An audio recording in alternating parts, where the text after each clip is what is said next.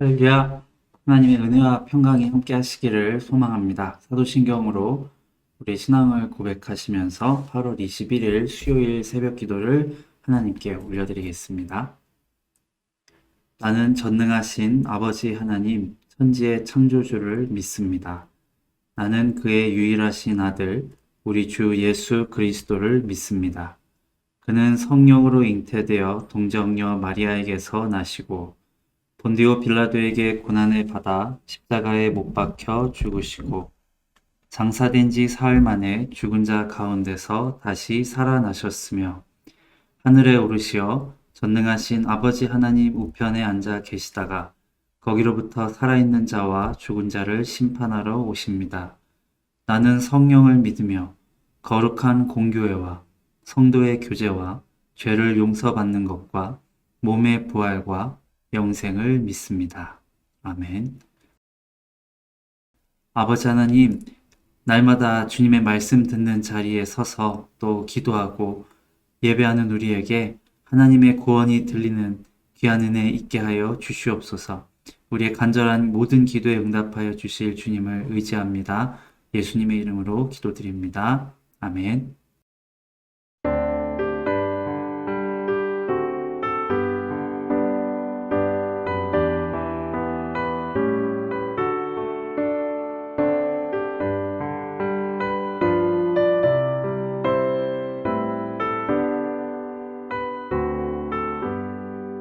나의 영원하신 기업 생명보다 귀하다. 나의 갈 길 다가도록 나와 동행하소서. 주께로 가까이 주께로 가오니 나의 갈 길 다가도록 나와 동행하소서. 세상 복 위한 일함과 모든 병에 버리고 험한 길을 가는 동안 나와 동행하소서. 주께로 가까이 주께로 가오니 나의 갈 길 다가도록 나와 동행하소서.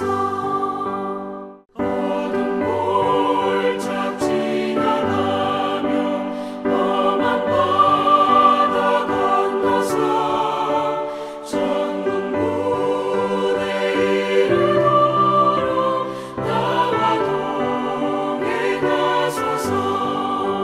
주께로 가까이 주께로 가오니 나의 갈 길 다가도록 나와 동행하소서.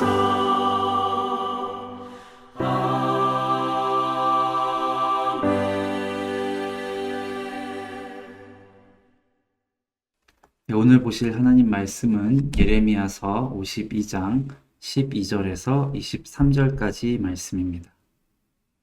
예레미야 52장 12절에서 23절까지입니다.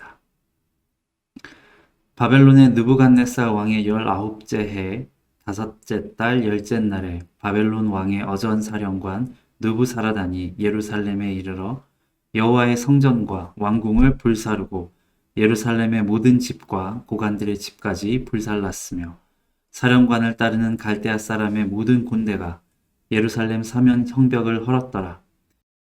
사령관 느부사라단이 백성 중 가난한 자와 성중에 남아있는 백성과 바벨론 왕에게 황복한 자와 무리에 남은 자를 사로잡아 갔고 가난한 백성은 남겨두어 포도원을 관리하는 자와 농부가 되게 하였더라.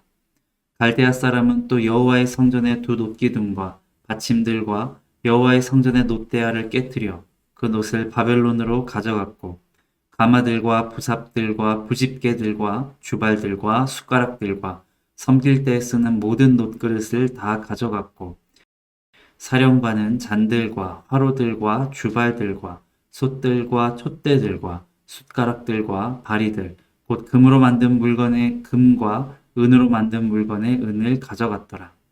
솔로몬 왕이 여호와의 성전을 위하여 만든 두 기둥과 한 바다와 그 받침 아래에 있는 12 소, 곧 이 모든 기구의 놋 무게는 헤아릴 수 없었더라. 그 기둥은 한 기둥의 높이가 18규빗이요 그 둘레는 12규빗이며 그 속이 비었고 그 두께는 네 손가락 두께이며 기둥 위에 놋머리가 있어 그 높이가 5규빗이요 머리 사면으로 돌아가며 꾸민 망사와 석류가 다 놋이며 또 다른 기둥에도 이런 모든 것과 석류가 있었더라. 그 사면에 있는 석류는 96개요 그 기둥에 둘린 그물 위에 있는 석류는 도합 102개였더라. 아멘.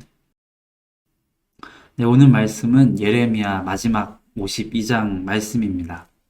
이 마지막 장인 52장에는 유다 왕국과 예루살렘의 이 마지막이 기록이 되어 있습니다.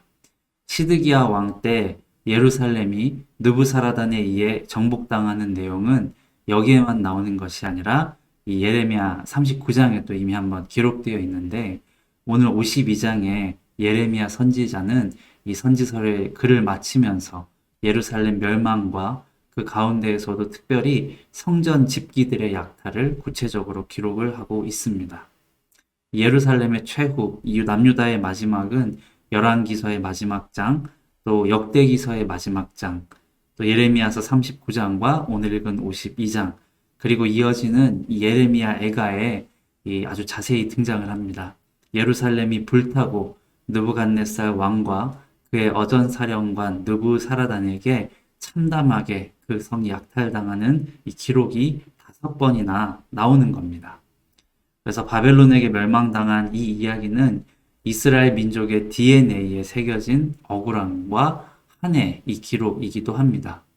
우리가 하나님을 따르지 않았기에 바벨론 포로 70년의 한을 가지게 되었다라는 점과 멸망 앞에서 하나님께서 이사야와 예레미야를 비롯한 여러 선지자들을 보내어서 경고를 하였음에도 불구하고 우리가 듣지 않았다라고 하는 사실이 마치 돌에 새겨진 글귀처럼 이스라엘의 정체성 안에 자리 잡게 된 계기가 되기도 합니다. 그것이 이 예루살렘이 멸망당한 이야기입니다.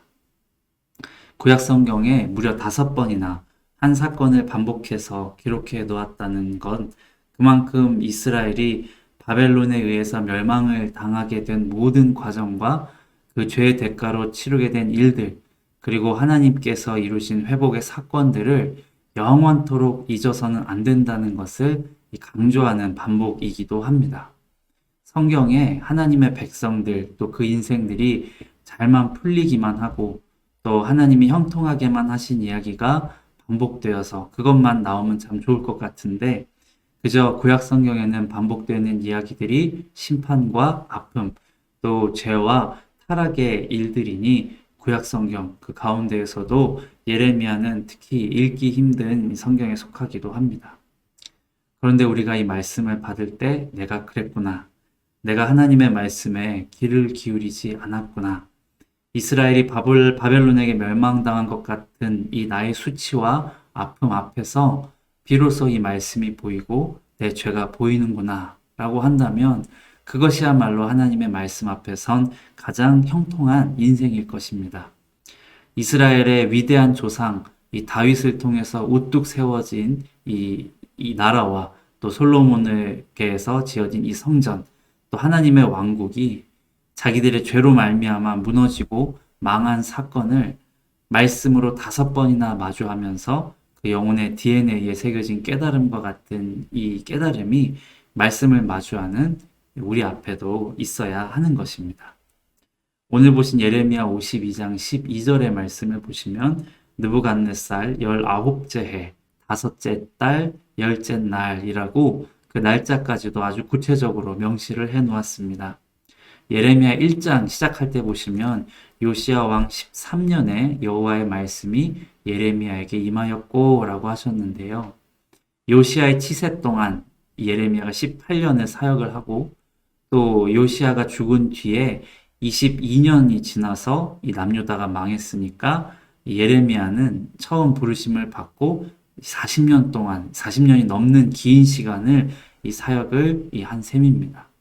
이렇게 40년을 눈물을 흘리면서 핍박을 받으며 사역을 한 끝에 보는 것이 내 조국, 내 고향의 이 멸망이었으니 예레미야의 별명이 눈물이 선지자인 게 정말 맞습니다. 하지만 바로 이 코앞에 우리가 읽었던 52장 앞에 51장에서 하나님께서 반드시 예루살렘을 짓밟고 이 유린한 바벨론을 심판하실 것이라는 말씀을 받고 이 예레미야가 선포하면서 마치 우리가 바벨론에게서 받아내어야 할 빚이 있다는 듯이 이 바벨론이 성전에서 벗겨내서 가져간 금, 은, 놋 기구들을 아주 구체적으로 기록을 해 놓았습니다. 70년 후에 하나님께서 약속해 주신 그 회복과 해방의 그날에 바벨론이 멸망하고 이스라엘이 회복하게 되어지는 그때, 이날 성전이 무너진 그날을 반드시 기억하면서 꼭 회복해야 할 것이 무엇인가를 알려주는 것 같습니다.